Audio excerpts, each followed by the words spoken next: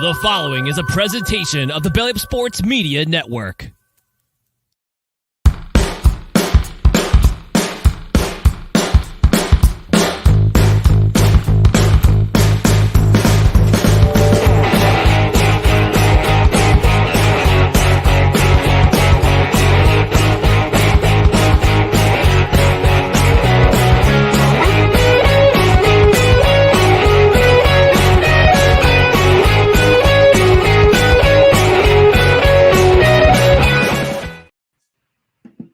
All right. Good evening, everyone. Welcome to No Credentials Required, where you don't need a press pass to talk sports. We're proudly presented by the Belly Up Media Network. My name is Ryan McCarthy. I'm one of the hosts of the show. To my right is a man who is in a sporting mood today, and we'll discuss why in the second segment. But I'll bring him on, Dustin Henry. Dustin, how are you doing tonight? I'm doing all right. Got a quick workout in before the show. I always feel better when I'm able to do that, so that way I don't have to try to do it after the show, because the chances of me actually doing it after the show, extremely remote. But I'm ready to jump on and talk about a myriad of subjects with you tonight. How are you tonight, sir? I'm doing all right. I like you. I did some. I worked out today, and I just got done. I just got home about 20 minutes ago from my workout. So yeah, I just wanted to get a quick workout in today because it's a short week at work, which means it's gonna be jam packed. So sometimes it's just better get the stress out before you go on. Yeah, and just to kind of get your mind off things and start and prepare for the show. So we're going to get into our main topics in just a moment. Before we do that, we just want to remind you about our social media channels right down here below. It's Twitter, Instagram, and the scarcely used TikTok at NoCredsREQ, Facebook.com/NoCredsREQ, YouTube.com/ at NoCredsREQ. If you're watching on Rumble, it's the replay on Wednesday at 8 a.m. Eastern. Also on the 502 American Angel Network, 8 a.m. Wednesday morning. And hopefully coming soon, we'll be on Real Wise Radio. So check us out there as well. And if you wouldn't mind, please also, if you just wouldn't mind, like, comment, share, and subscribe to all of our social media channels right down here below. On the podcast side, subscribe to the podcast whatever platform you podcast at. Whether it be Apple Podcasts, Spotify, Spreaker, Good Pods, iHeart, TuneIn, wherever you podcast, rate and review. A 5-star rating would be really awesome. And also, if you're on a platform where you can review the show, we might even read it on the air. And because we're a live show every Tuesday at 8:05 Eastern time, we want you to engage with the show. We want your comments. And I know we just got done with a Saturday show, but Dustin, I know you've wanted to hear this magical sound for the last couple of days. I always do. Never get tired of it. All right, let's go.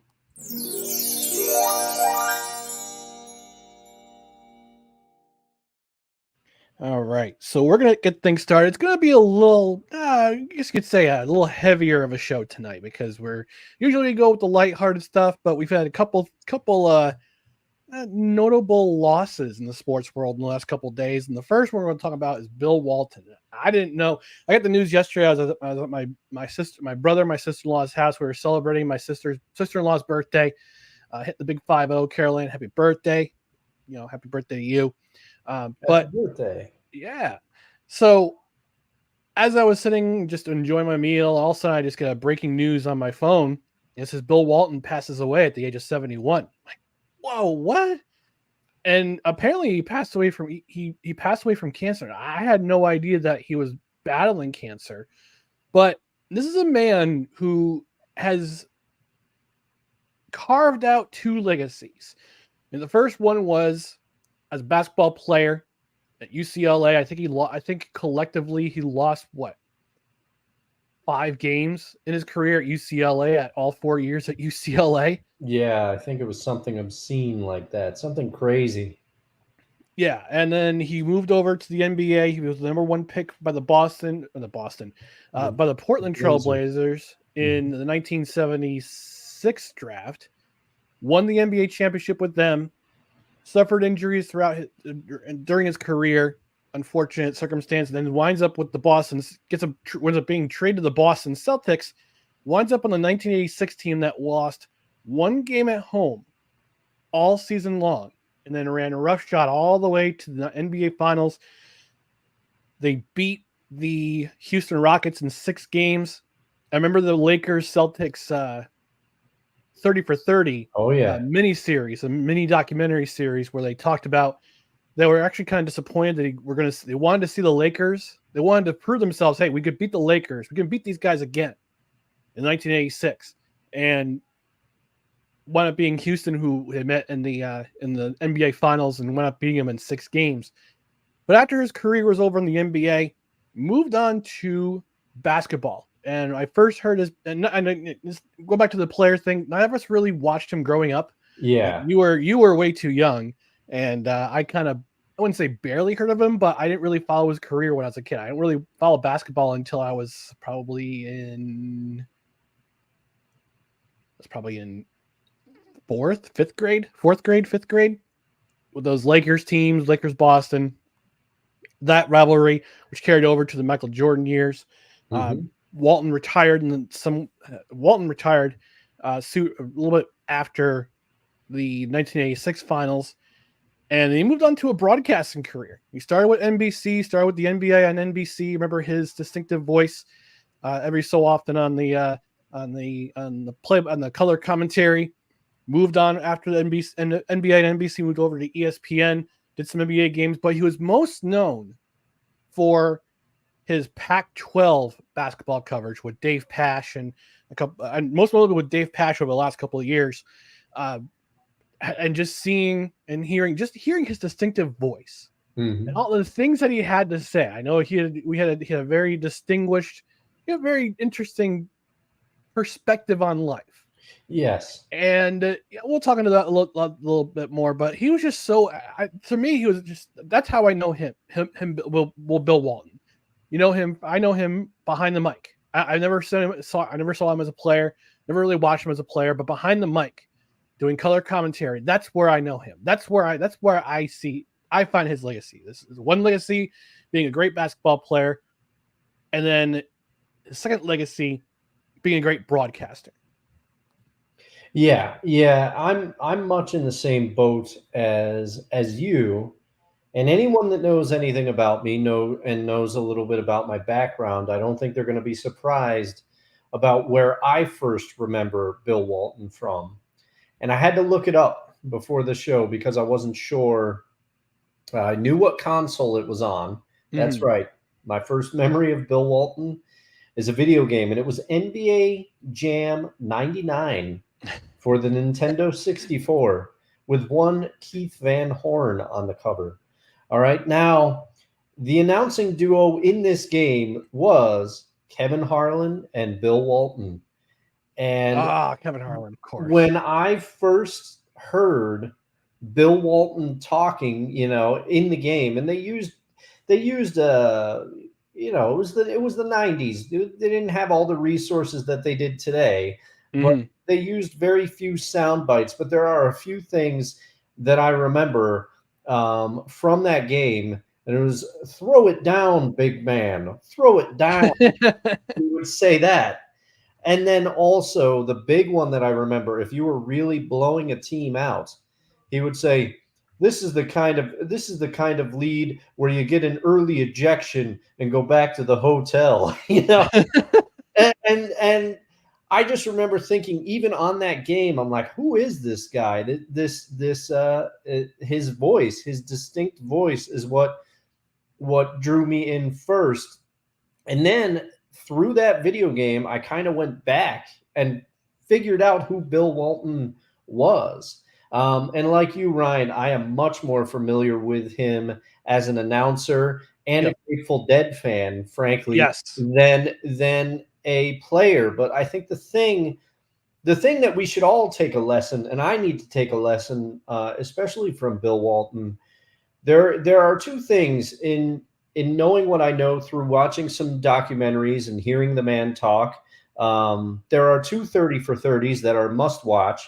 You have to watch the one that's just I think it's called the Bill Walton A Long Strange Trip. And Mm-hmm. like 3 parts, and it goes through his time on the Blazers and how big of an impact the injuries had on him, and then the Lakers versus Celtics documentary 30 for 30, that's still one of my favorites that you mentioned, where he talks about kind of getting a second lease on his basketball life on the Celtics teams. And there's funny scene where he's talking about his motivation for training, and he starts pantomiming bench pressing, and he just says Jabbar, and that's one of my favorite. riding the bicycle up and down the Pacific Coast. Jabbar. Yes.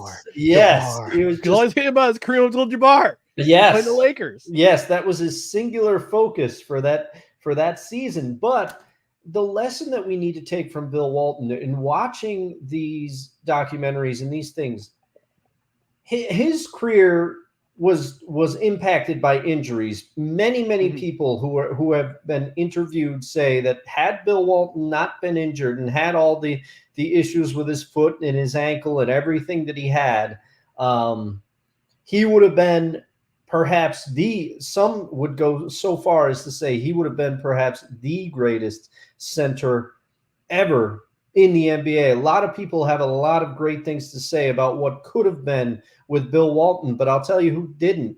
It was Bill Walton. Mm-hmm. He would routinely say that he's the luckiest man alive, and he just he acknowledged frustration with the injuries, but he wasn't sitting there thinking what could have been. And also so I think all of us, I think he was just thankful for the way life ended up for him. And I always got that sense whenever he talked. So I think that's one lesson we should take from him. And the other one is whether you agreed with him on everything or not, he was a man that stood by his convictions, and he believed what he believed, and he was passionate about it, and he had reasons behind his convictions. Mm-hmm. And he never wavered in that. So that's another thing that I could respect immensely about Bill Walton. And just as you said, an interesting perspective on life. And through NBA Jam 99, that's what caused me to go back and say, who is this guy? I'm thankful that NBA Jam 99 allowed me was the bridge for me to do that, because Bill Walton, interesting guy, and left a titanic legacy both on the court and off. So I did some real-time research while you were jiving, and I found out how many losses he had at UCLA in 3 seasons. Take a guess. I'm gonna guess. All right, 2. A little bit higher. Oh, all right. 4. Yep, 4 losses. 4 losses to Notre Dame, Oregon State, Oregon, and NC State. And as a starter, he was 73-0. UCLA was 73-0 in games that he started. That's otherwise, if he came off the bench, they were, let's see what they were, 13-4. So yeah, it's crazy that those are a testament to the John Wooden teams from back in the day in UCLA, because he always focused on having a strong center, whether it be Lou Alcindor, who we now know as Kareem Abdul-Jabbar, or Bill Walton. Like that dynasty was just solid basketball play, and having a guy who could take down boards, be efficient in the middle. That was the type of guy that Bill Walton was. And like you said, Dustin, it just seemed like every person he came across, he was just happy to be alive.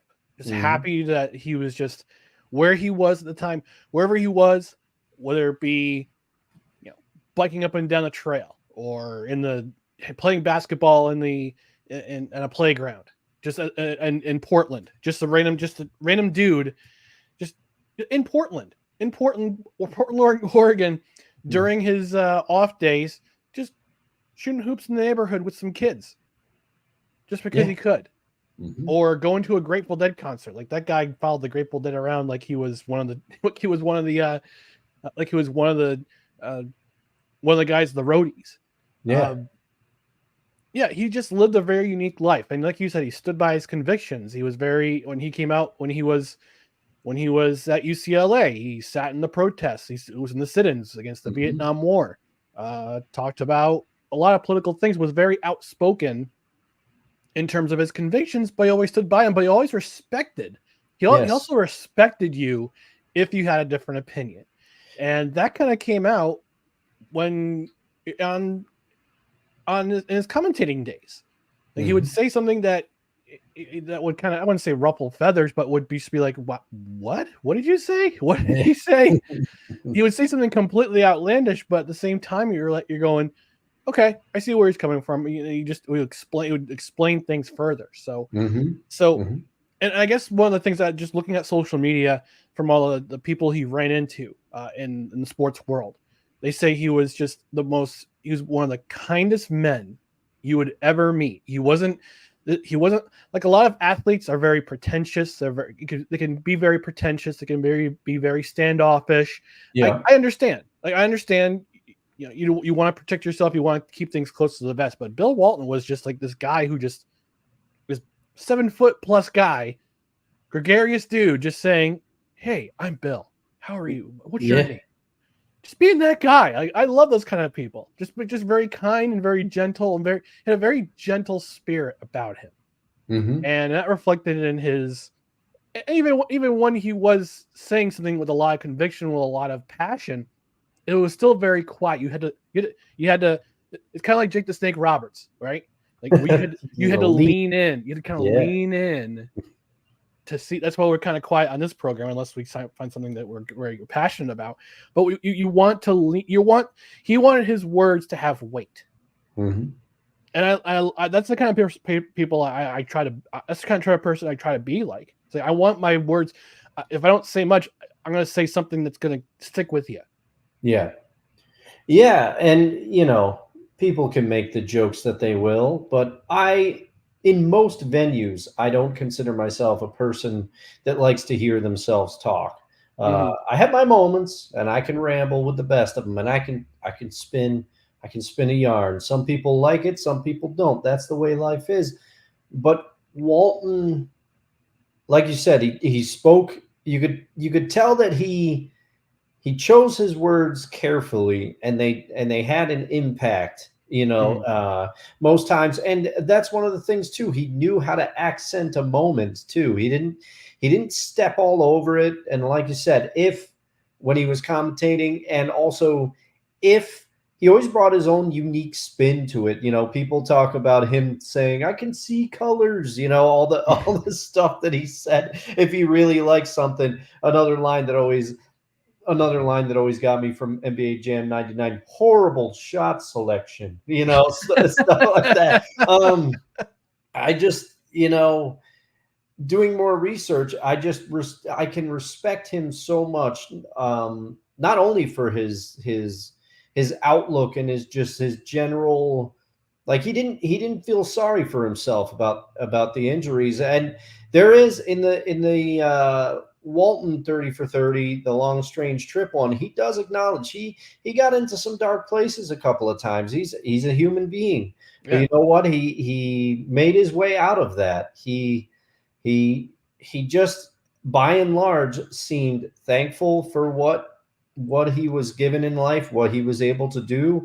And he was somebody that wanted to make an impact outside of basketball. And that was easy to see.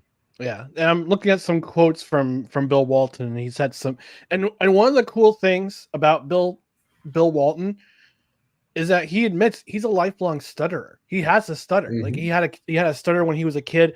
I can identify with that because I had to go to speech therapy when I was a kid, not because I stuttered, but it's because I had and me, Dustin. I sometimes get a lot of hitches in my giddy up when I talk. Sometimes. So I admire. That's one thing I admire about Bill Walton in his career, is that he wasn't afraid to admit his flaws. I think professional athletes, coming back to professional athletes, you think they have a perfect life, they have a perfect situation, whether you're on and this goes to not only just being a professional athlete, but just being on TV, being on the media, being in the media, being famous.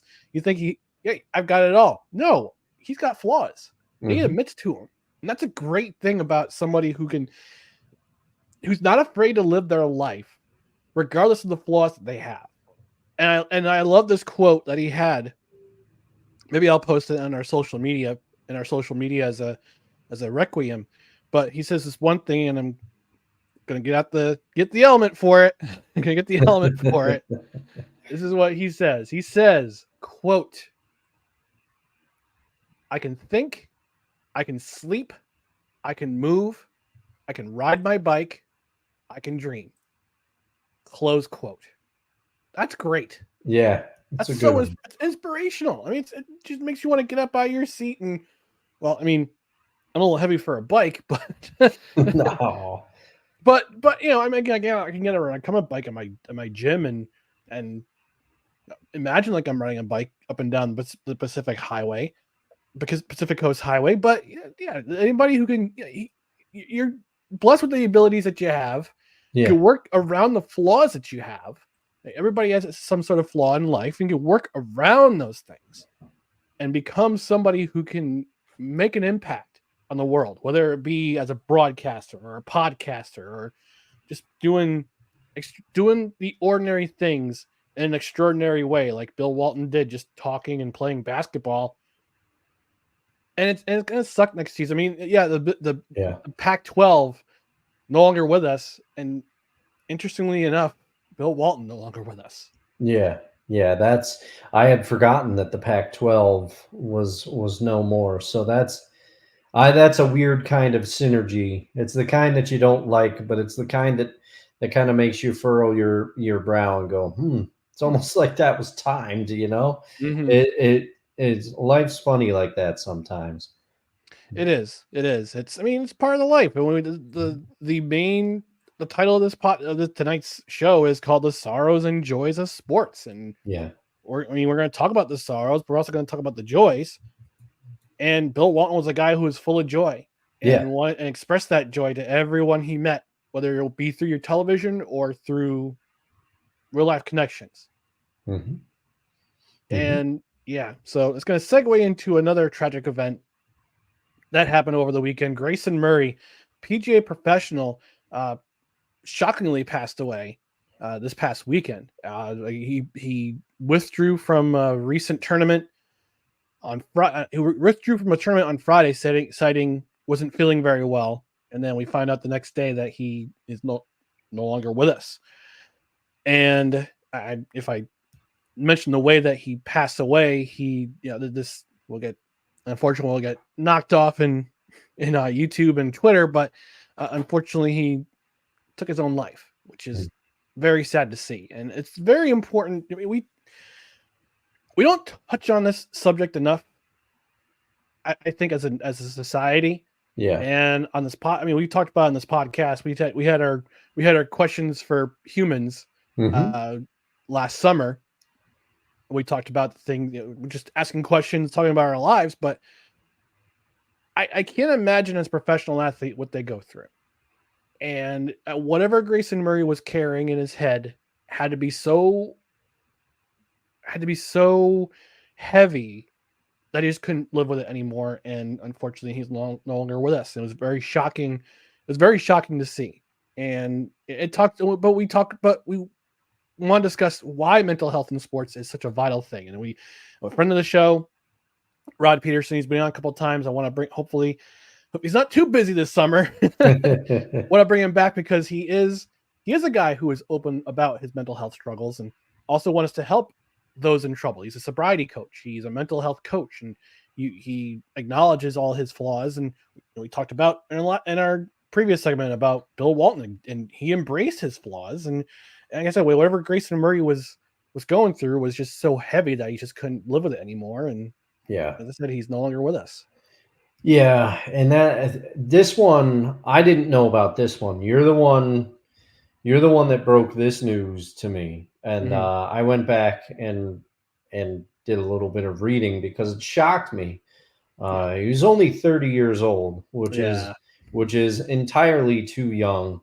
And apparently he had gone through some struggles, and people knew about those struggles and things. And one of the things that he did struggle with was alcohol abuse, I guess, from what I read. But the thing that makes it even more sad is, in that realm, it seemed like he had gotten things under control because he had been sober for, I think, 8 months by his count, which that is not an easy feat for anybody that is going through that. I fortunately am able to imbibe in a drink, and it is, most times it is not a problem for me. You know, I can have a couple and put them down, but some people can't. And for anybody that has to go through that struggle, it is a daily struggle. And it sounds like he was able to tame that demon for 8 months, but it just goes to show you never know what anybody is going through. And like you said, the weight of it must have been so heavy.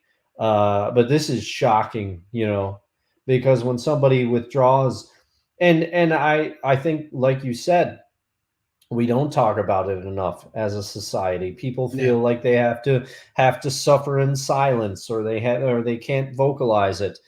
And I understand here, everybody has struggles that they deal with.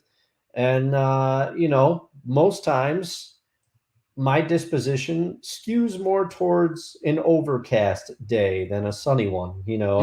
I will say that,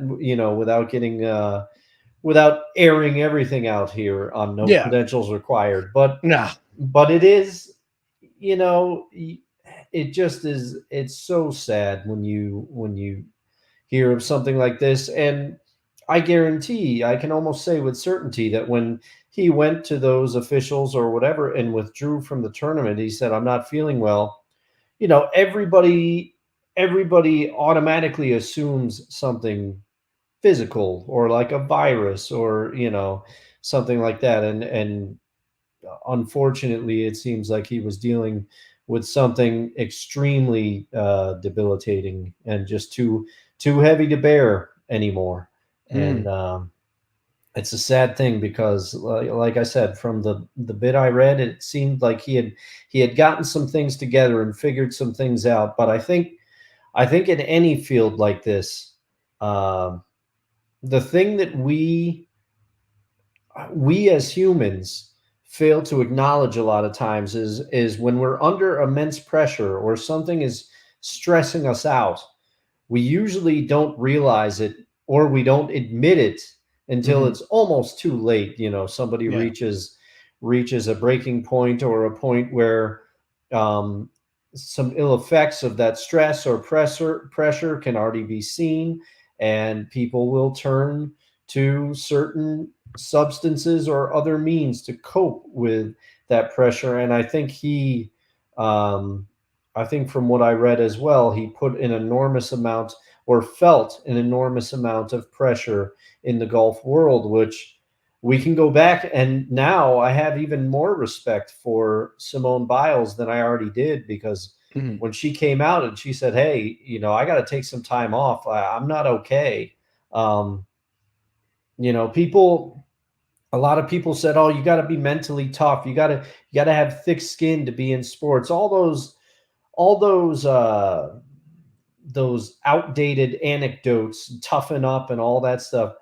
We gotta let that go, because athletes are human just like anybody else. And the pressure that they are under in professional sports, and the pressure that anybody is under in their everyday life, people handle pressure differently. And you can't judge a person because you don't think they're tough enough. Yeah, I have some experience. I mean, some experience with this, but I as a chaplain, Dustin, I was a chaplain for Yes.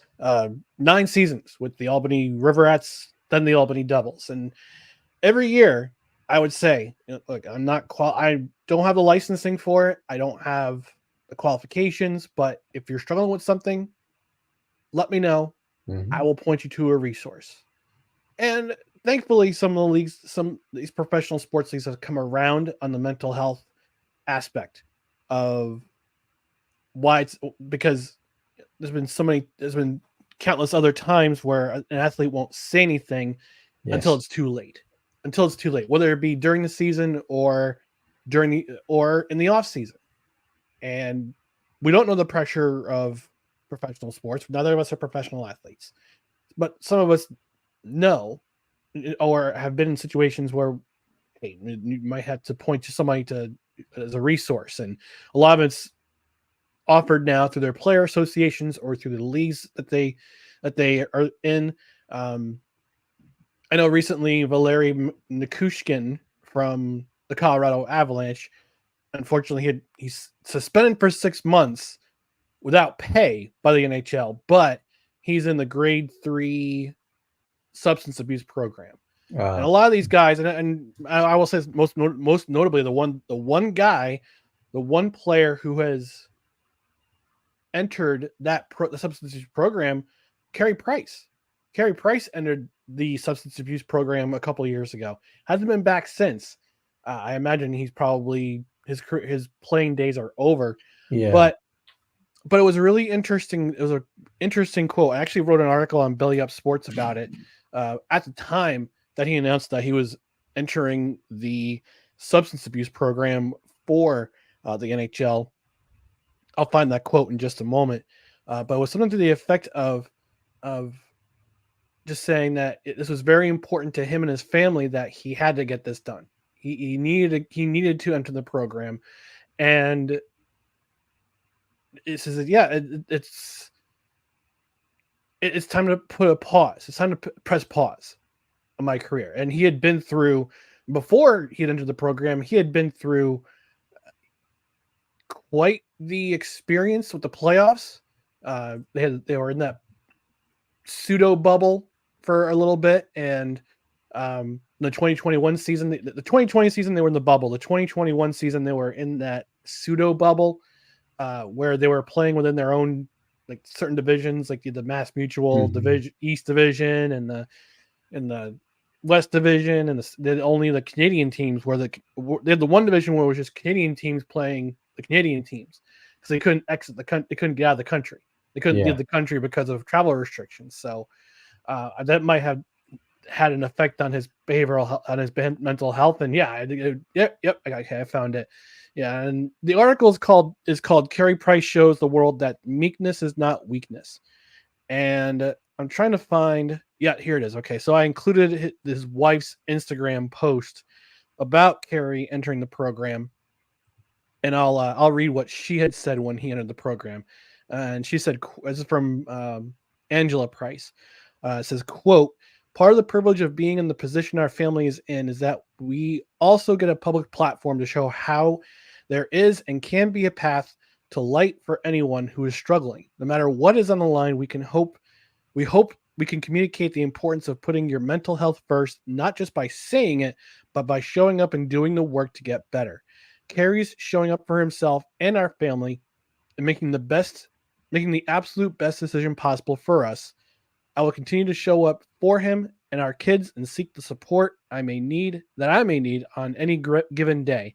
And it's incredibly important for us to show our kids that asking for help and letting yourself be supported by others is not just okay, but encouraged anytime, under any circumstance." Close quote. And I also mentioned in the article, I said the one thing I said is that the best save that Carey Price could have made was the one that saved his life. And it was a much happier ending than what we had before in the hockey world with Bob Probert, Derek Bugard, Rick Rippon, all those guys who were enforcers who unfortunately had their substance abuse struggles. Bob Probert, I believe he passed away from a stroke, but his mental health issues were well documented. It was actually in the documentary. It was in a documentary from. I highly encourage anybody to watch it. I'm trying to think of the title I think it's called Tough Guys. Let me just look it up here. I think you're right. Tough Guy, the Bob Probert story. It's heartbreaking. But the guy who was just that guy was just he was he had his share of struggles and share of substance abuse, and which unfortunately led to his death. And he got Derek Bugard and Rick Rippon. They both passed away from substance abuse. So it was, I mean, I don't know if the PGA has these kind of resources that other leagues have, but yeah, if you're struggling, reach out to somebody, reach out to a friend, reach out to a coworker, your boss, like, just reach out to somebody. Let them know what you're thinking. Let them know what you're, because that is going to be it's in your hand. Like, it's in your hand to reach out. Yeah, I said the best save Carey Price will ever make is the cry for help that will save him. That's the best save he could have ever made for himself. And again, he hasn't been back in the NHL since. I think his playing career is over. But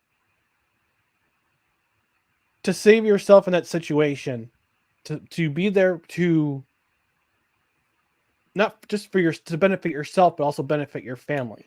Yeah. And that quote from Angela, the part that impacted me the most was the part where she said, we have to show our kids that asking for help is okay, because that's the other thing too. If you're a parent or any, you can be a role model for those around you that are watching you and that are learning from you. Because it is, like I said, there's still too much of that old mentality of I got to pull myself up by my bootstraps. I got to, and there is a place for that sometimes, but you got to admit when you can't quote unquote handle it anymore. Don't be afraid to reach out. The stigma is thankfully disappearing. There shouldn't be a stigma.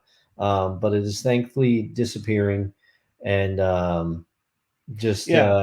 condolences to Grayson's family, and and I think the biggest stigma is with men in particular.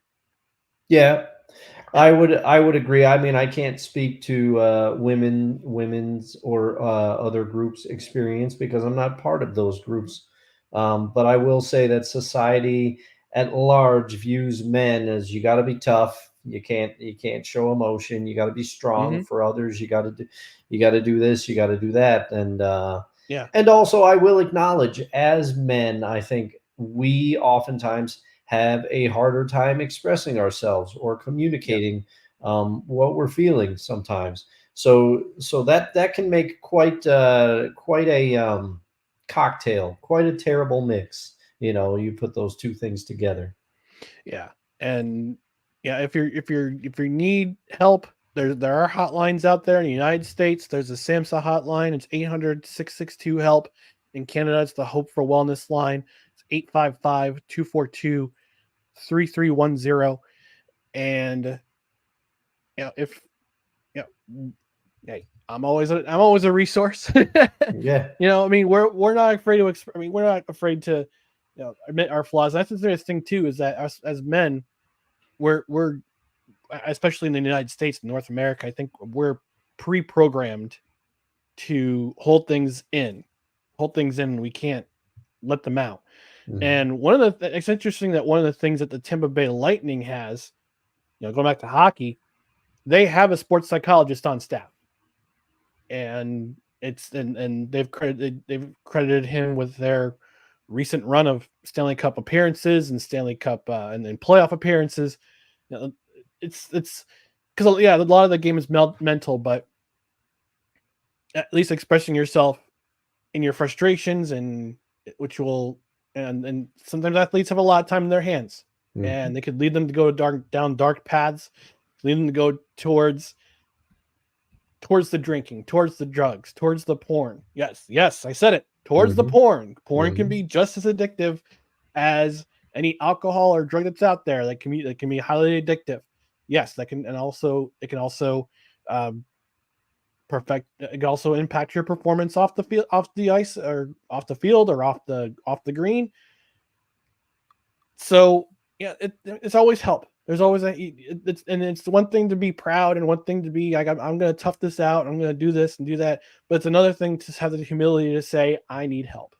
Mm-hmm. And that's another thing that's a lot of men out there. That's part of the stigma, is that we're not willing to be humble enough to ask for the help that we need. Yep. A lot of the too proud going around. A lot of, well, I don't need that, or that's not for me, or whatever. Mm-hmm. Hey, whatever. If it'll save you, and I can say from personal experience, sometimes it feels good to just be able to have somebody else to bounce your feelings or ideas or whatever else off of. It does help. It does help, and we got to stop as a society. We got to stop being afraid to ask for help, because once you make certain decisions, there's no walking back from it. No, absolutely. No, you're absolutely correct. You're absolutely correct. All right, we're going to take a quick commercial break. When we come back, we're going to go into a lighter topic. We're gonna perk things up a little bit. We'll go to the comments. We'll talk about what's in the comments, and we're gonna touch on some more lighthearted comments. So, or content. So please stay tuned for more of No Credentials Required.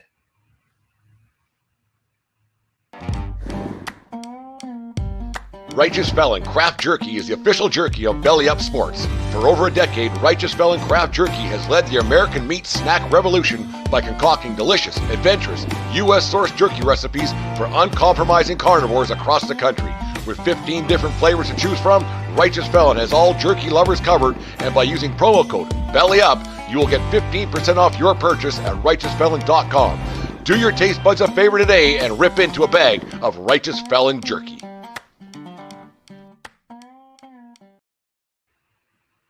That's right, folks. Before the show, Dustin saw me eating a beef stick from said company, Righteous Felon, and I gotta say, they're delicious. They're delicious. It's a great company. They do craft jerky, beef jerky. They do turkey jerky. It tastes like Thanksgiving dinner, so it's delightful. They also have what's called biltong, which is an air dried South African way of doing beef jerky. They also have the beef sticks, lots of flavors, lots of variety. You get 15% off with the code BELLYUP at checkout, and you get free shipping. All right, free shipping for any orders of $50 or more. No promo code needed. It's already included in your bag. I got myself an order. It's my go-to mid-afternoon snack. As you know, Dustin, we talked about it on the show. I'm trying to lose some lbs, and this is a high protein, low carb snack. Goes great with for mid-afternoon boost, along with some Invader coffee. Shameless plug there too. But we're talking about Righteous Felon Craft Jerky. And again, it's righteousfelon.com. Promo code BELLYUP at checkout. You get 15% off your order and free shipping for orders of $50 or more. Let's take a quick trip to the comment section before we go on to our next topic of discussion tonight. Playmaker joining us from Florida. He says, Ryan, Dustin, what's good, fellas? Thanks for joining us, Playmaker. Appreciate it. Talking about Bill Walton, 4 losses total. 2-time NCAA champion, 3-time NCAA player of the year. And he also said amazing commentator for basketball. That's Bill Walton in a nutshell. Couldn't agree more. Sapna joining us. Sports ball in the pink hand of Sapna coming in. Your Uncle Al joining us. Bikes. Yeah. So we're talking about cycling with Bill Walton. Yeah. Jabbar.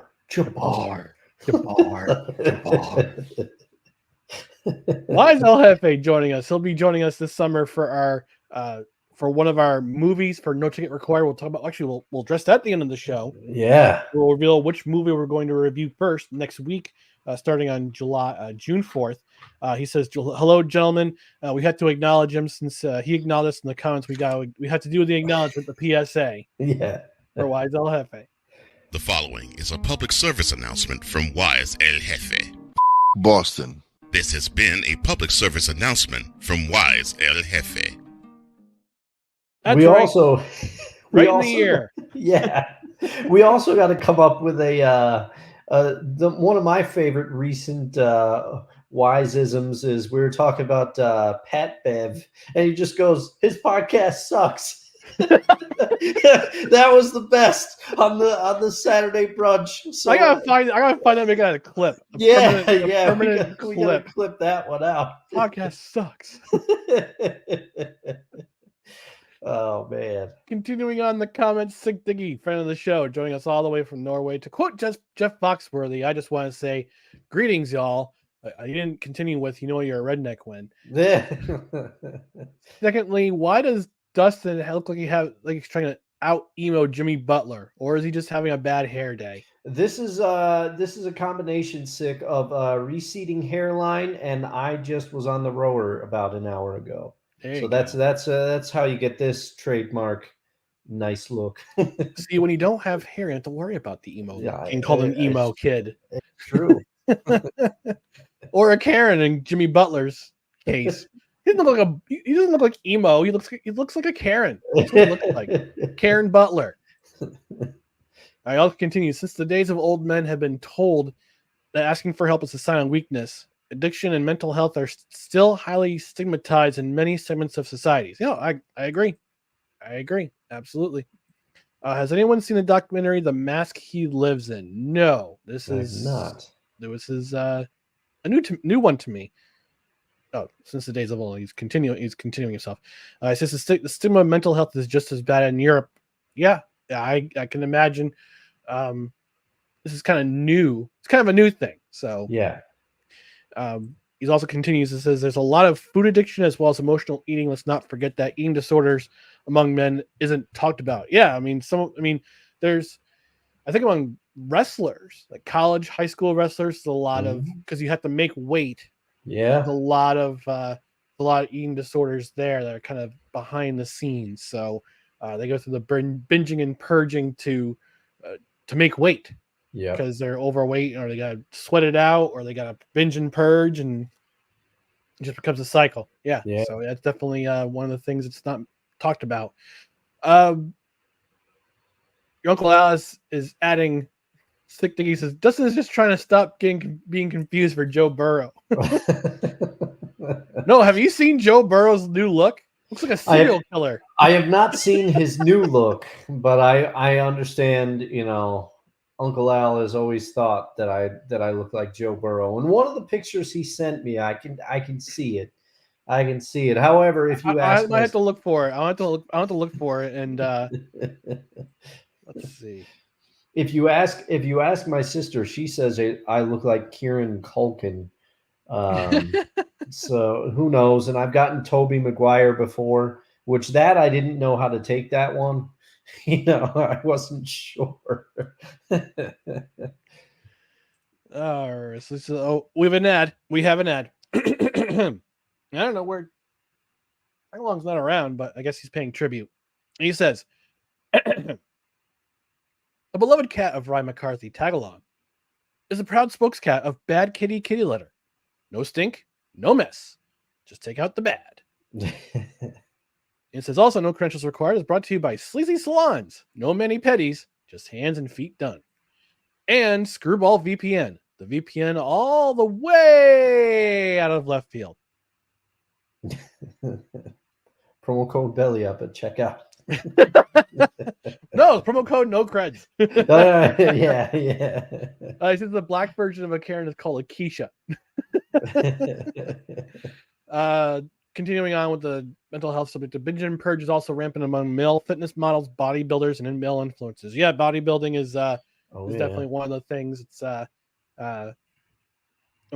big, it's a self-image thing. It's the self-image thing. You have to look a certain way. It's talking about society. It's the people that said look a certain way. I mean, That's one of the things that's hidden amongst men is the eating disorders, especially with these kind of male models, male fitness models, bodybuilders, influencers.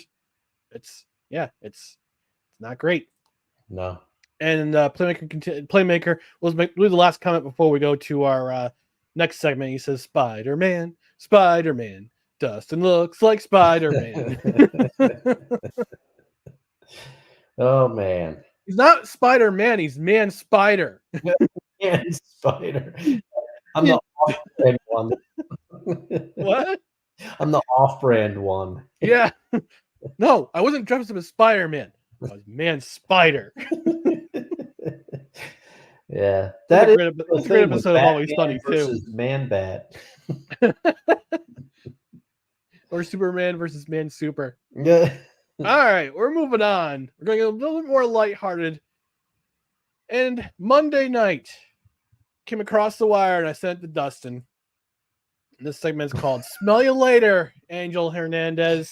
Oh, man. Angel Hernandez, arguably the worst umpire ever, has called it quits. And I got to celebrate. I'm going to break it out. I think we have to. Gotta break out the music.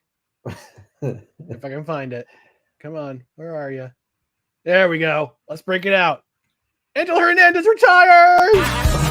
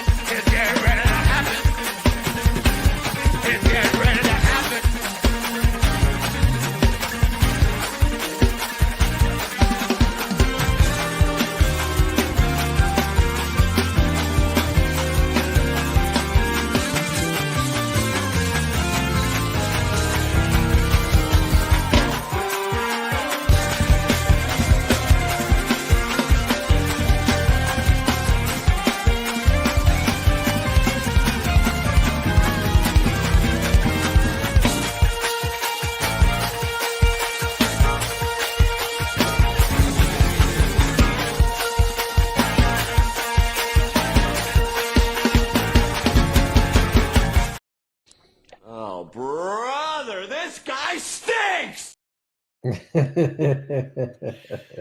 So the news broke. Oh, I found a picture of Joe Burrow's hair, by the way. I'll break it out at the end of the show. Man, what more can we say about the career of Angel Hernandez that has not been said already? Well, as I've said on this show, I've said if an umpire is known by everyone, it's usually not for good reasons. And Angel Hernandez was the poster child for this. He would make the game, try to make the game about himself. Big time people try to eject him. His percentages, I was reading an article, and Angel, I guess, congratulations on a job done. Okay. But I will say there was a season where he only umpired something like oh God, how it was a paltry number of games, like 20 games. There was only 20 games that he officiated because he was involved with lawsuits with the MLB and everything else. And he still had 10 missed calls. 10 missed calls during 20 games. That's a horrific. Angel Hernandez is out there making weathermen look like geniuses, because we always joke about how the weathermen are able to get things wrong and they still keep their jobs. At least the weather is unpredictable. All right. The weathermen and women get paid to predict it. And when they're wrong, you get mad at them. But when it comes down to it, you can't always predict nature. Angel Hernandez, you just had to call balls and strikes. And you couldn't do that. Couldn't do that consistently. And you were known by fans, players, owners, coaches, everyone, managers, everyone knew you. And you also didn't get to umpire any of the big series. And I don't think it was because, he used to say that he was discriminated against, but it was because you couldn't do your job, Angel. That's what happened. That's what happened. And I'm sorry to be so but I just don't know how he had been umpiring, I believe, since like 1993 with Major League Baseball. How? Because everyone would be mystified, and it wasn't just like one fan base, like, oh, Angel Hernandez always screws up whenever the Red Sox play, or Angel Hernandez hates the Yankees because his strike zone expands, or whatever. He just stunk. He just stunk. Yeah, he did.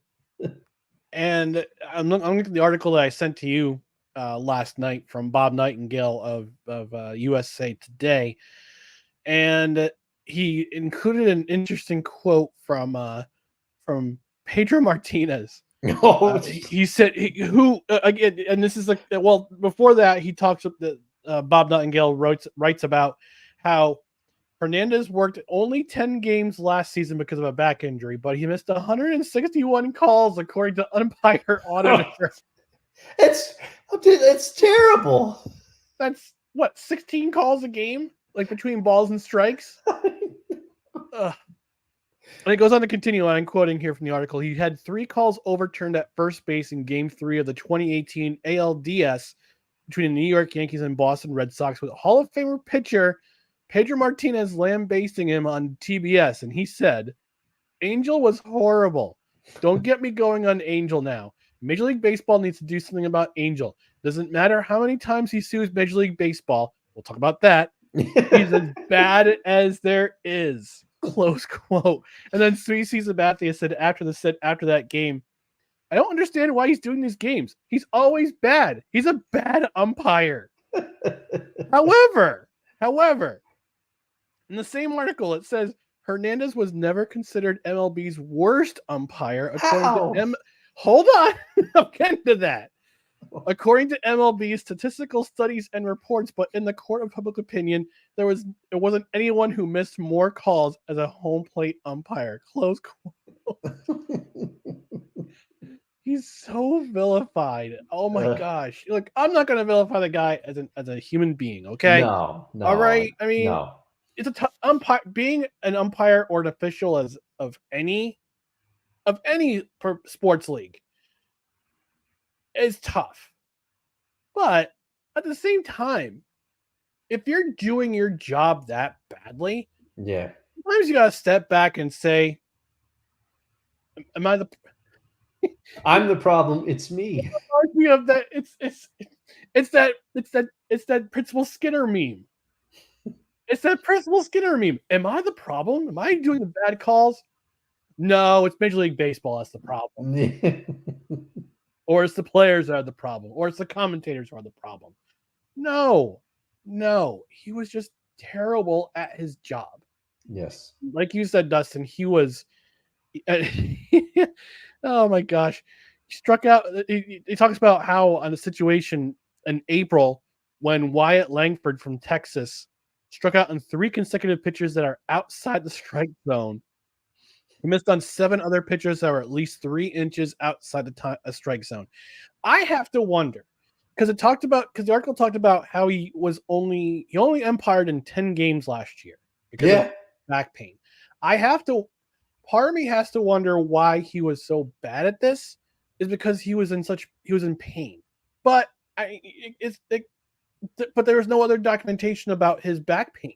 Yeah. He mentioned in this one article how he missed so many. He only called 10 games last year because of his back. Didn't mention other problems in the past with his back issues. Mm-hmm. No, I don't know. I just, and like you said, I'm not gonna besmirch him as a human. It wasn't meant to do that. My tirade wasn't meant to do any of that. I can't comment on the man as a human, but as an umpire, like I said, he just wanted to make it about himself a lot of times.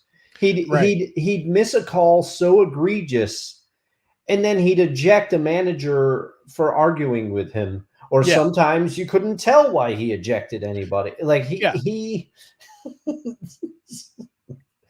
Yeah, I mean, it's been talked about across any sports show, any sports talk show on radio, podcasts, live streams like this one. If you're an official, you don't want anybody remembering your name. yes. And I'm trying, like, the two names that come out in baseball are always Joe West Yes, Joe West And- was the other. and Angel Hernandez. But if you're in St. Louis, I'm trying to remember the name, World Series umpire Don Denkinger is still cursed in St. Louis. And then there was that one umpire who ruined that perfect game for the Detroit Tigers a few years ago. I'm trying to remember his name offhand. I'm looking it up right now. Oh man. You're gonna sick Julie on him. Don't do that. She still curses Jim Joyce. She still curses his name, and as do all Detroit Tigers. I remember watching that call because I think it was MLB Network at the time. They're cutting back and forth to Andres Galarraga because it's a perfect game against Cleveland, and then the final out was supposed to be the final out. Jim Joyce called him safe. I remember that. But this is the thing: if you're an umpire or a referee or an official of any kind, you just want to do your job and go. Mm-hmm. And go. But for some reason with Major League Baseball, it has to be about them. And with some NFL referees too. Yeah, some NFL referees or NBA officials. Who was the one that it was like obvious he had a feud with, like Tim Duncan? Because he ejected Tim Duncan all the time. I think it was Joe Crawford, longtime NBA official, but I'm not 100% sure. Like, I think that was his name. I can't remember. Yeah, Joey Crawford. Yep, there we go. For laughing on the San Antonio Spurs bench. Yep. In 2007. Yep. Oh, here we go. The Playmaker has a couple more. Scott Foster and Tony Brothers. Talks about he's a big basketball guy. He mentioned them. I mean, the referees in hockey. The only referee or official of sort to be of distinctive of any distinction was Tim Peel because of the whole makeup call controversy. And he got fired for that. Oh, and now he's on a podcast with Jeremy Roenick. So that's all, and who's fired by NBC for harassment. So alleged harassment. And as your Uncle Al says, Kerry Frazier's hair. Yeah, Kerry Frazier was known more for his hair than bad calls. So oh no, it's also Don Koharski who got yelled at by Schoenfeld back in 1988 by the New Jersey Devils coach Schoenfeld, and it was called a fat pig and had to have another donut. I gotta find that clip. I think I remember seeing that on like a clip compilation or something. That was part of my intro. That was my podcast. Have another donut. Have another donut. Yes, which hopefully you'll be bringing that back. Next October when the Devils. Jim Schoenfeld goes after Koharski, Don Koharski. Oh, there we go. Ed Hockey League's biceps. Yes, Ed Hockey League was just huge. Yeah, that's why you remember Ed Hockey League, and I know a lot of people might have different opinions. Play a game on the defense, but I always remember Jerome Boger. He was another NBA. He was one of your arch enemies. Because I knew the game was going to be long. He called everything. Oh my gosh! I mean, he's not Mark Wahlberg in the other guys where he shoots Derek Jeter. No. But Wise has a bunch of gosh. guys here. Here we go. Angel Hernandez, CB Buckner, Doug Eddings, Brian O'Nora, Ron Culpa, Laz Diaz, Rob Drake, Greg Gibson, Ed Hickox, Hunter Wendelstedt. Are these names in terms of the worst umpires? Because he puts numbers next to them, so I suspect that he's going by who he thinks are the Hunter is the only one that I know besides Angel Hernandez. I mean, obviously Angel Hernandez. Everyone knows Angel, and he's confirming. Yes, he's the worst according to him.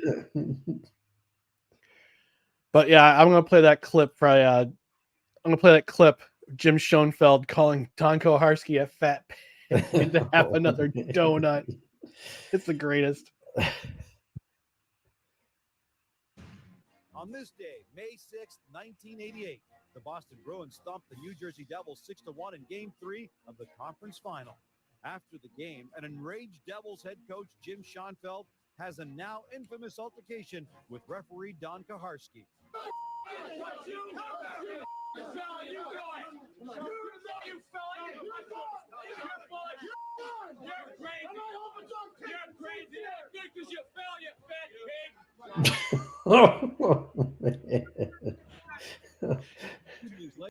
Have another donut. One of the greatest insults ever. And yeah, I guess what happened was that the next game, the officials protested. Schoenfeld was suspended. The referees or the lines, the officials almost boycotted that game. The next game, the Devils wound up taking the Bruins to 7, but unfortunately they did not go to the Stanley Cup final that year. But hey, that was the team that got me into hockey, so yeah, good for them. There you go. But yeah, Angel Hernandez, we're gonna see you off with this slow clap. Here's to the end of your career, pal.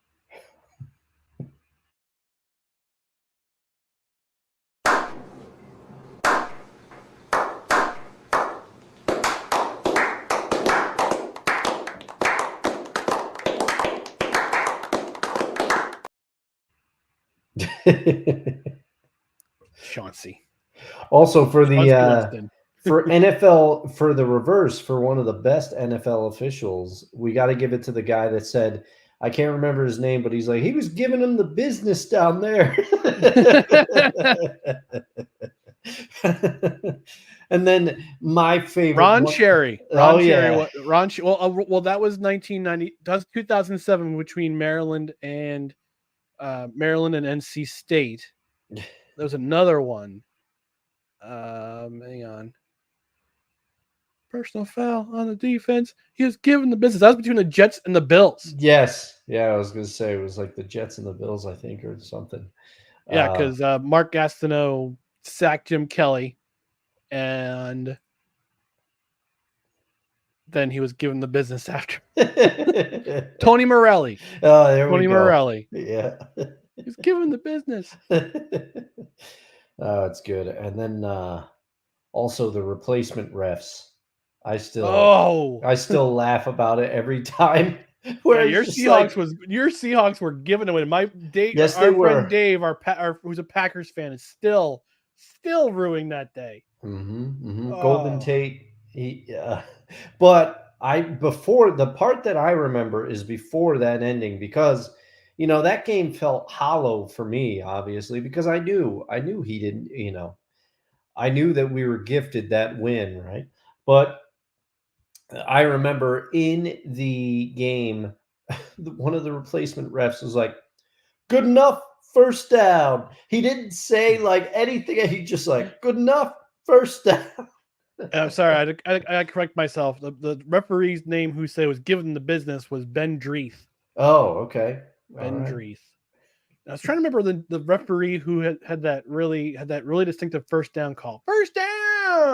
Oh, I can't remember. Remind me of H. Ross Perot. Oh yeah, a little bit like Ross Perot, or like maybe Steve Spurrier when he's like, well, yeah. Red Cashin. That was it. Gotta love real-time research on the show. Gotta love real-time research. All right, let's do some more comments before we move on to our last segment of the night. Your Uncle Al is updating us. Rangers 1-0 in the first. Whatever. Playmaker, not the So praise video angry. from Snowman in the Morning. Yes, the praise video from Snowman in the Morning. I also posted on my personal Twitter today when I wrote when that feeling you get when you wake up and you realize that Angel Hernandez is never going to umpire another game in Major League Baseball ever again. I'm waiting for him retiring and he decides to start umpiring little league games. Those parents will get on him. Oh, those parents will start fights. Yeah. It'll be Randy Marsh and the Losing Edge. I love that. I love that episode. It's one of my favorite episodes of South Park. What do you want to do? Stick Diggy saying na na na na na na na na. Hey hey hey. I'm gonna stop because of copyright strike. Goodbye, adios, Senor Hernandez. You'll be missed like an extracted rotten tooth. Oh man. Playmaker is very upset about the Florida Panthers. Get it together. And he said, and you mentioned, we talked about, we didn't quite get there about the discrimination suit he filed in 2017 against Major League Baseball because they wouldn't allow him to be a crew chief during the 2005 World Series. It wasn't discrimination. You're just, and yeah, no, Angel, you were discriminated against for being incompetent. Your officiating stunk as bad as Pigpen's body odor. Listen, I don't know if Pigpen smelled, but I know he had that cloud of dust around him. So let's not bully Pigpen. But we do know from The Simpsons that Company L, they did smell. Goes on to say, perhaps Angel Hernandez misses calling it as a soap opera heartthrob. Talk about being the center of attention. Oh, all right. I'm glad that finished because I read that comment when he left it live. Yeah. It was talking about being the Sen, and I was like, is that some Leonard? term I don't know? He says, then again, nobody was hated more as an NBA referee than Billy Crystal. Forget Paris. I remember that. When the one really upset fan with his shirt off going, I hope you die. Oh, man. During the trailer. Playmaker says, in the words of Snowman, hit the road, Jack. Don't you come back no more. And Wise is telling me to stop hating. No! Hate. Hate. Well, whoever wins the Eastern Conference Finals, I don't think my Oilers are going to be playing them. They gave up another lead. They gave up another lead again. If you gotta keep the gas pedal going, man. I know. I know. If The you Stars. if your foot's on the neck, keep pressing. Come on, can't. Oilers. Yeah, I know. Come on. You got to. Now, my Mavericks on the other side, we're doing all right. This is true. That's true. All right, we're gonna break into our last segment of the night. Talking about no ticket required. You know what? Let's play that beautiful, beautiful trailer before we dive into what we're going to talk about on next week's show. Let's play that beautiful, beautiful trailer. Roll wherever it is. Come on. I'm gonna get my popcorn out. Go-to movie snack. Let me know in the comments. Popcorn there you for go. me. All right, here we go. Here's the trailer.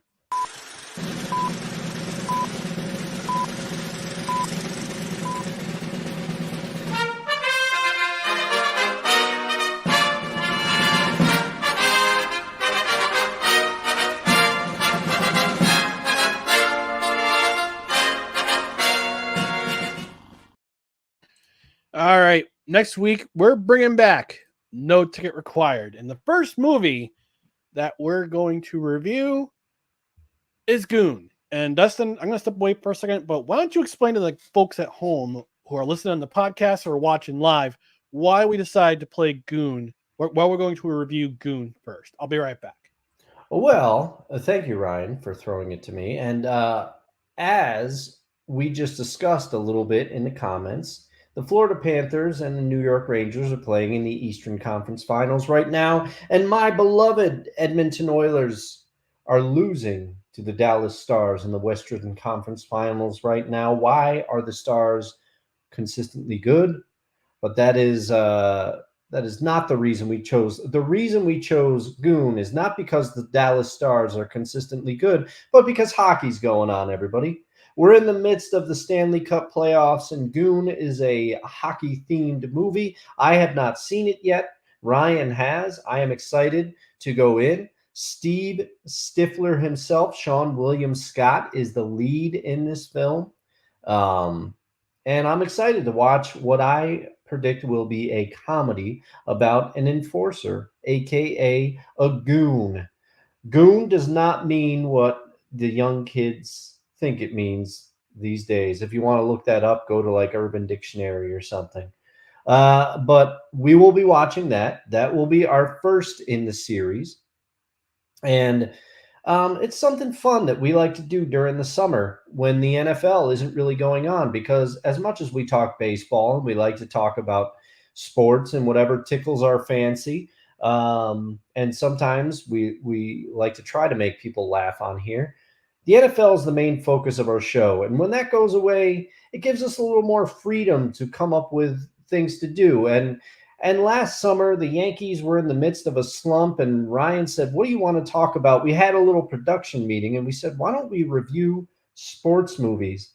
And we had so much fun doing it last summer that we decided to bring it back, and it's one of my favorite things that we do on this show. And we're going to be watching a bunch of movies this year. We're going to be watching, like I said, we're leading off with Goon because hockey season we're in the midst of the best playoffs in sports.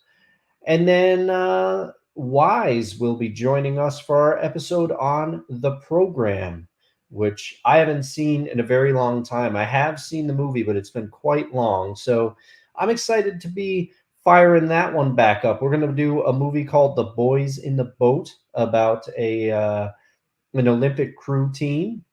And we're also going to be doing Underdog, the Kurt Warner story, American Underdog, I think it's called. I'm going off the top of the dome, so far I don't think I've screwed one up. But tune in, watch along with us. And as I said, favorite movie snack in the comments. Let me know, because I'm going to be firing up popcorn for every single one of these movies. Actually, you know what? I might as well play the Goon trailer. Oh, yeah. Let's get the trailer going. Get the trailer going. Here we go. Sean William Scott. It's a red band trailer, so there's going to be some language.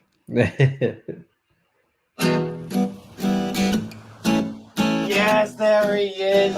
I don't have a thing, but you have your show, and my dad and my brother, they have their doctor thing. Everybody's got something with me. I'm sorry. Would it help that I want you inside me? Let's just go watch the assassins kick the shit out of Oshawa.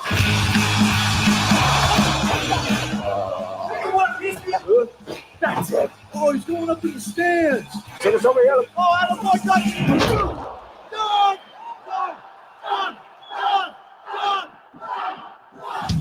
Doug, you impressed the hell out of me last night. Come down to the ring for a tryout. No, you're not enjoying the house capades, right, buddy? You're not trying out for the fuck it. You've been touched by the fist of God, for Christ's sake. What number you want to wear? Take the number 69. It's hilarious. Is that never taken? My brother wants to offer you a contract. You're not here to play hockey. You're here to fight. This is one step under the big league. No glory holes here tonight. Hey, I'm Doug Ladd. 2 rules, man. Stay away from my fucking Percocets. And do you have any fucking Percocets? All right. Where the hell can you take these guys? Go fuck your mom. I'm here to do whatever they need me to do. If they need me to bleed, then I'll bleed for my team. They call you thug, for Christ's sake. My fucking eyeball just ejaculated. Doug, I dig hockey players. The violence, the beer, all of it. Boy, pop the cherry tonight. What does that mean? It's time to welcome Doug officially. We should sign his dick. Everyone sign his dick. What's happening here? I'll sign your dick, Doug. Boss, the boss, but Ray. He is the master. You have my respect. If ever there comes a time when it gets down to you and me, I will lay you the fuck out, kid. This has all the elements of a sports masterpiece. Ready? Yes. Thank you for asking. This is about to get ugly.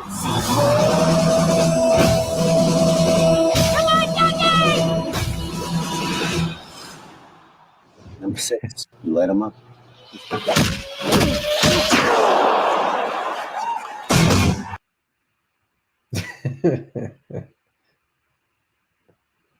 Meant to do some editing in the audio version because of the because of the language, but Try to keep our clean rating. But yeah, I'm excited. I've seen Goon. This is one of the movies I've seen besides the program. The other ones, actually, I forgot to mention. We discussed this post show on Saturday. We're gonna have an 8th movie before we start really ramping it up for football season. We're gonna include Mr. Baseball, the 1990 with I think 91 or 92 with Tom Selleck and that lovable duster of his. So we want to tune in for that one. So it'll be the 8th in our series. It might be the last one before we go into football season. We'll Dustin and I will talk about which movies we're gonna review over the which ones we're gonna do next. So Cat just barged in. I heard the door open. I was like, what's going on? All right, so No Ticket Required returns next week. So go ahead and watch Goon, and then we'll review it on Tuesday. Tuesday the 4th. So yeah, get your popcorn ready. Yeah. Whichever movie treat you enjoy. We're going to go ahead and start with that one. And that's the one time in life that I'm going to tell you to listen to Terrell Owens. Get your popcorn ready. All right, before we get out of here, we're just going to go to the comments one more time. Stick to You says, speaking of the enforcer role in hockey, has anyone seen the documentary Gladiators? I think it's the one with I'm trying to remember his name, Chris Nyland. I think I've seen that one. That's one with Chris Nyland talking about his role as an enforcer and he's way back out of because he saved his life and went to rehab and he's turned his life around. So it's the same. It's the same one I'm talking about. Yeah, let me know. Wise mentioning the program. He also mentions his go-to candy or go-to treats for the movies, and he mentions Whoppers and Twizzlers. All right, Whoppers. I mean, it's good for you. I mean, it's good. If that's your thing, good for you. Uncle Al saying, if you want to review a bad sports movie, try American Flyers. Kevin Costner. It's really terrible. I wouldn't say we're reviewing terrible sports movies. We're just doing sports movies. So, I mean, that might be on next year's list, or maybe that might be a YouTube exclusive. Kevin Costner, we know you're watching. We know you're a big fan. You're a big fan of the show outside of your time at Yellowstone. Yeah, let us know. And also, as the lead singer of Modern West, yes, that's right. He does have a band. Wow. My mom went and saw it. Oh my goodness. Yeah, it's stuck in my mind. Wise saying Tom Selleck. He also says Mr. Baseball, great movie. Yeah, it is. I think I enjoy it. I enjoyed it very much. And I want to see if I can get a former baseball player, foreign baseball player, like from America or the DR or from any other area that outside of Japan. I want to see if I can get an interview. I've been watching this YouTube channel called Gaijin Baseball, and it's Japanese baseball and the NPB from a Western perspective. It's a great channel. Check it out. Maybe we get the creator on. Maybe we get a player on. I don't know. I'll have to do some searching around, do some networking. Sick asks, what about Bernie Mac and Mr. 3000? He also says Major League was a great franchise. Yeah, Major League. The first movie was good. Second movie, left a lot to be desired. And Playmaker letting us know that TNA Knockouts champion challenging the NXT Women's Champion at NXT Battleground. All right, very cool. We don't really talk about wrestling on the show, so thank you for letting us know, Playmaker. But he's got a program with our buddy, my buddy Cool McCain. Gotta bring Cool in the program.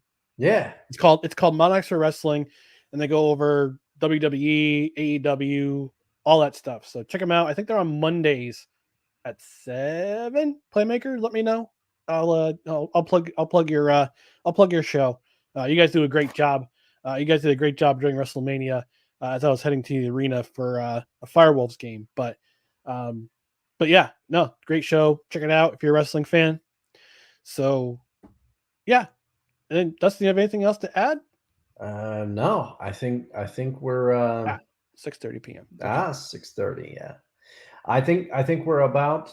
I've said all I have to say. The last thing I'll close the show with is if you need help, reach out and talk to somebody, and that's it. Yep. Ooh, I do have some breaking news. Ooh, all right. And it's nothing bad. It's pretty good actually. So I'll do some breaking news. Cool.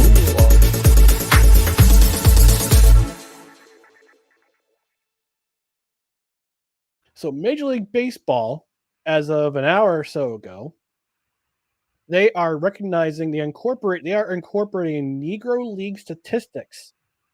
So now Josh Gibson is now the career leader in career batting average with a 372 batting average. Wow. Yep. That's awesome. 372. That's it. Well, that's an insane career batting. And the standard for the single season record for batting average, Gibson's 466, and he is now the official career leader in slugging percentage at 718 and on base and slugging percentage of 1.177, moving ahead of Babe Ruth. So Wow. Major League Baseball is shaking things up. Yeah, they're incorporating ahead of the tribute to the Negro League game on June 20th at Rickwood Field in Birmingham between St. Louis and San Francisco. They're shaking things up a little bit and now incorporating Negro League statistics. So that's interesting to see. Yeah. And yep. So yeah, there's some breaking news for you. Yeah, Before we go, cool. Stick digging, letting us the documentary is called Last Gladiators, and Chris Knuckles Dallin is featured in it. Yeah, that's why I thought. I've seen it. And Playmaker giving us an update. Ant-Man and Luca are going at each other. It's tied at 45 between the Timberwolves and the Mavericks. All right. Thanks for the update. Thanks for the update, guys. We appreciate you. Go Panthers. Just before we go, before we get out of here, we want to remind you about our social media channels: TikTok, Instagram, and Twitter. It's at NoCredsREQ, Facebook.com/NoCredsREQ, YouTube.com/at NoCredsREQ. If you're watching on Rumble, give us a like or a follow. We appreciate it.